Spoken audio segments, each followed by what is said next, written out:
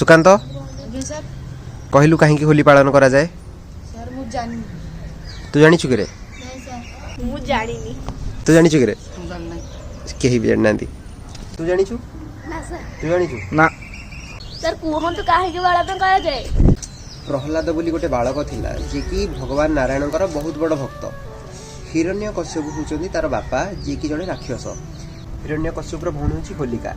होलिका हूँ गोटे बहुत बड़ राक्षसी ताकू भगवान ब्रह्मा गोटे ओढ़णी बर देइथिले जे सीए से ओढ़णी को ओढ़ी जिते निया को डेइब तार किसी क्षति हेनी तो सी प्रहलाद को मारिबा पई प्रहलाद को धरिकी निया को डेइ पड़िला तो नारायण का नामस्मरण करथिला प्रहलादर किसी हेलानी से बंचीगला किंतु होलिका एठी जलिकी भस्म होगला किंतु ब्रह्मा तो होलिका को बर देइथिले जे तार कोनसी क्षति हेबो नै एपरि काहे केला अहंकार जो सी भूली जाइथिला जे ब्रह्मा शर्त रखिथिले से एका डेइब जदि बंचिबो किंतु काहाको नेइकी जदि डेइब ब्रह्मांकर बर काम करबनी से मरीजिवो तो लोक मैंने से खुशी रे